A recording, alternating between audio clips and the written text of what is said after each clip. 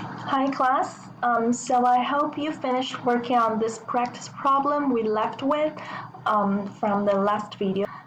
We have three groups of information from this question, so we can solve for cost of common equity by using the three commonly used methods and take the difference between the highest and lowest estimates.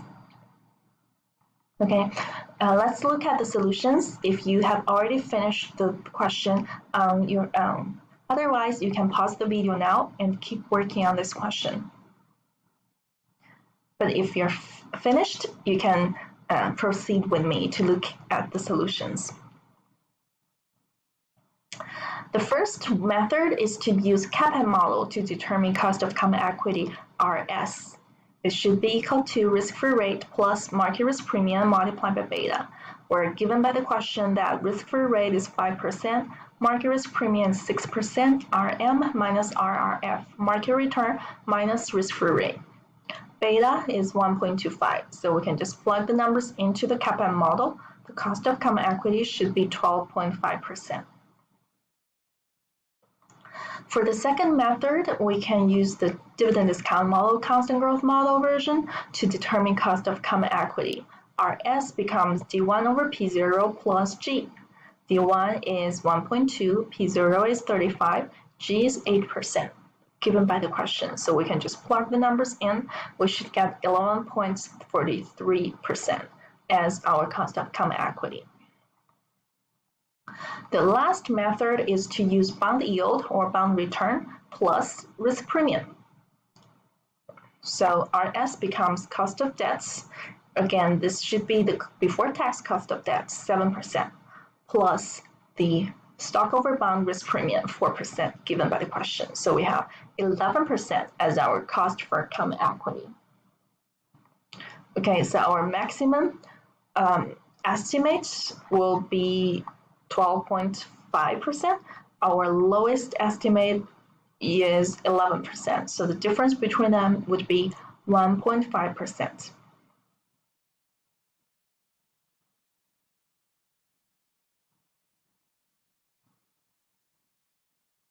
Okay, so these are the three ways of calculating cost of common equity.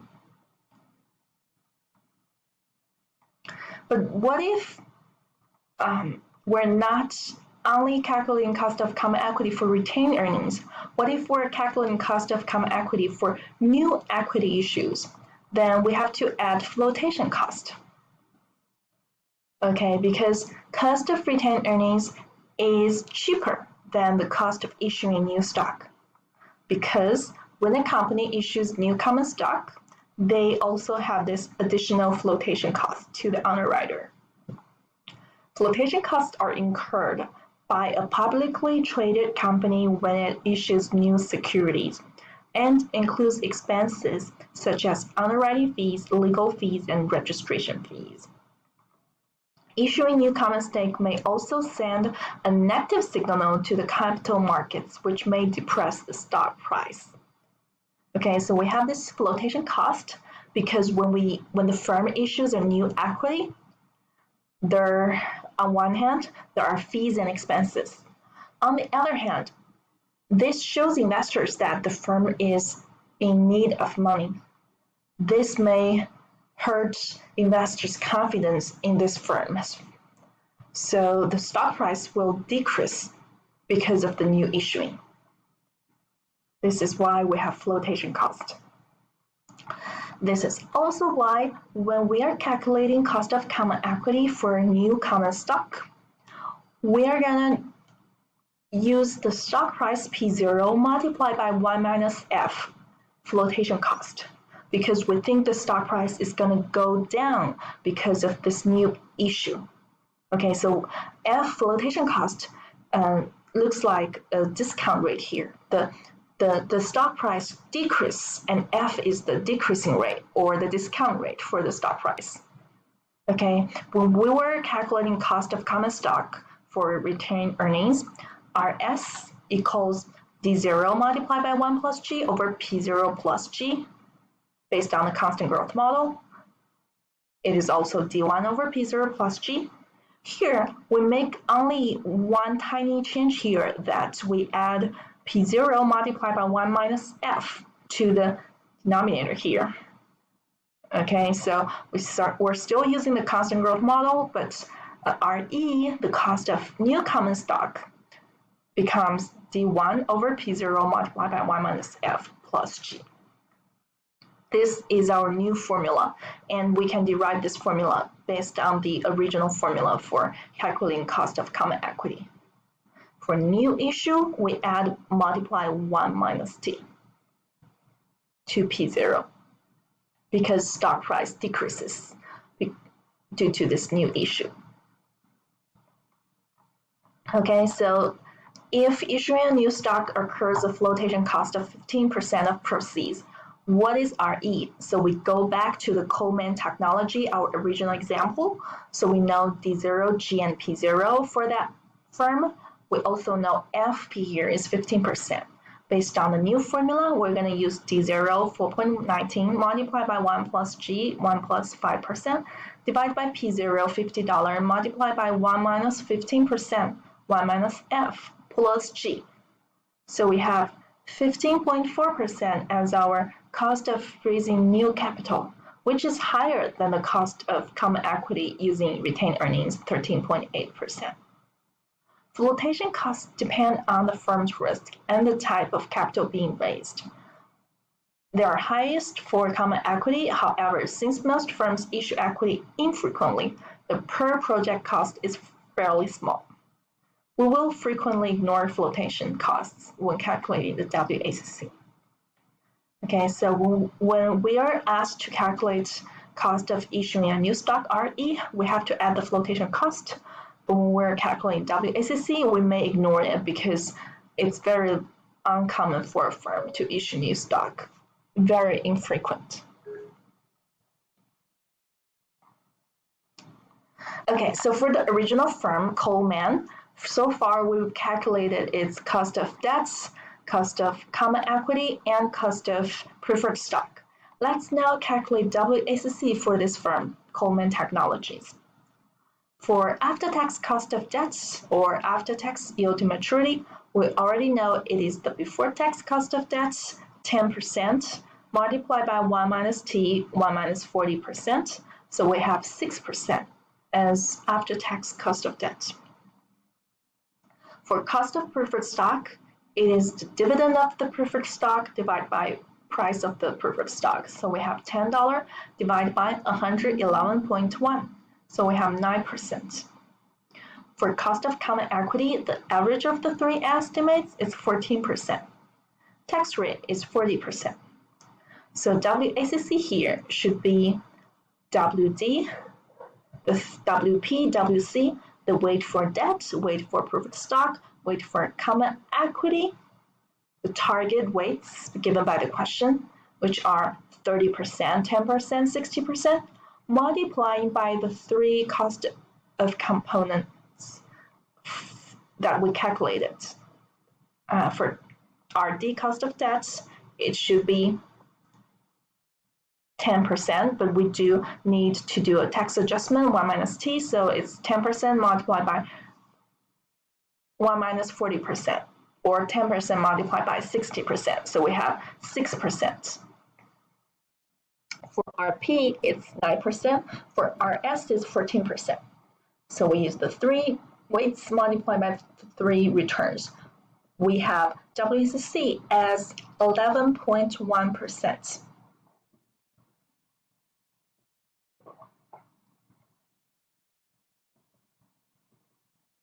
Okay, so for this firm, Coleman Technology, we start from calculating cost of debts, and then after-tax cost of debt, RD multiplied by 1 minus T. We also calculated RP, calculated RS, then we use the three numbers multiplied by the target's capital structure or the target weights. So we have the final WACC.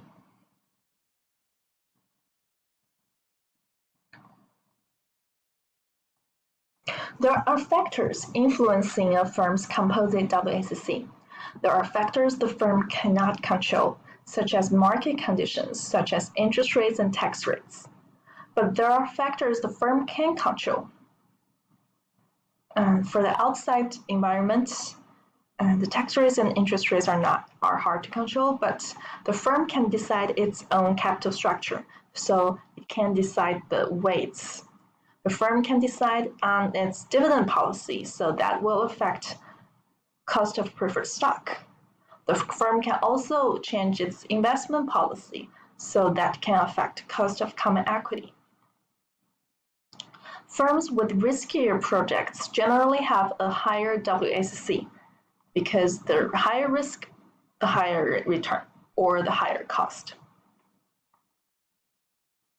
Question: should the firm use the composite WACC as the hurdle rate for each of its projects? No. The composite WACC reflects the risk of an average project undertaken by the firm. Therefore, the WACC only represents the hurdle rate for a typical project with average risk. Different projects have different risks, so the project's WACC should be adjusted to reflect the project's risk. Okay, so this is saying that the general WACC we just calculated, for example, for firm A, if it has a composite WACC of 10%, this is the cost of capital. This is the weighted average cost of capital for the firm for an average project for the firm. Okay, because we take the weighted average of all the component costs. However, if we want to evaluate projects and to see if their returns are higher than the cost, we should adjust our WACC from the flat line to this upward sloping line. Okay, because for different projects, we have different WACC. Okay, for riskier projects, we would have riskier WACC. For less risky projects, we have lower WACC. Okay, so this adjusted WACC is the minimum required return for the project. Any projects above the line means the rate of return for the project is higher than the cost for projects at this risk level. Okay, so we would accept any project above or on the line. Any project below the line tells us that its return is below the risk level. Any project below the line tells us its rate of return is below the cost for the risk at that risk level. Okay, for example, at risk level L, low risk level, if we have a project L with return of 9%, okay, and for this risk level, the cost of raising capital is 7%, okay, because the risk is low, so the cost is low, 7%. So for project L, we should accept it because the return is higher than the cost. We cannot compare the return of project L to the composite WACC 10%.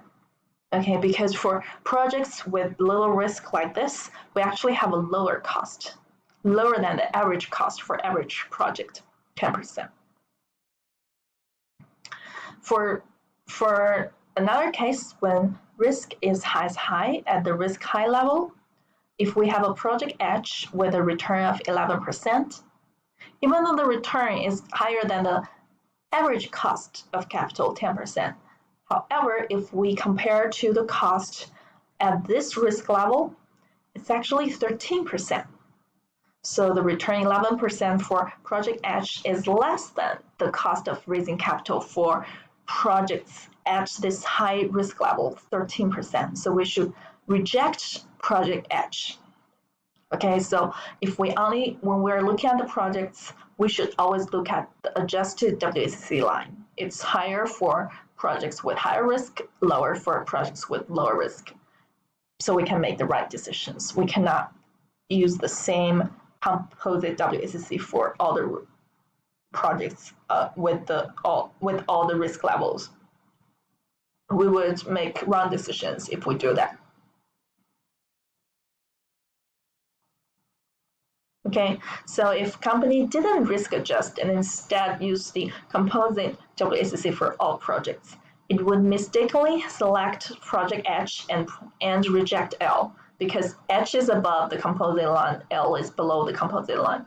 However, if the company correctly risk adjusted the WACC, then it would select project L because it's higher than the adjusted WACC and reject project H because it's lower than the adjusted WACC.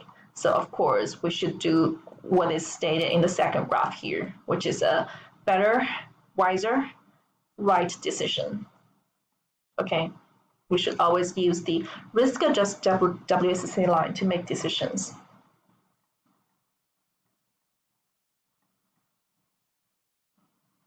Let's look at another practice problems here. We have a firm that has a perpetual preferred stock selling for 97.5 per share, and it pays an 8.5 annual dividend. If the company were to sell a new preferred issue, it would incur flotation cost F as 4% of the price paid by investors. What is the company's cost of preferred stock for using in calculations the WACC? So here we want to know cost of preferred stock, but it's a new preferred stock. Okay, remember when we were calculating cost of new issue of common equity, we add 1 minus F to P0 from the original constant growth model. So here, if we want to calculate cost of preferred stock, RP is DP, dividend of preferred stock, divided by price of dividends, price of preferred stock, PP. But here, because it's a new issue, RP would become DP over PP multiplied by 1 minus F. We're doing the same thing here. We are multiplying 1 minus F, take a flotation cost for the price of the preferred stock. Okay, and then because we know the stock price, dividend, and F, just plug the numbers in, we would have 9.08%. Okay, so now we know the cost of new stock for common stock, RE, and for preferred stock, RP. Okay, for both of them, we just add 1 minus F to P.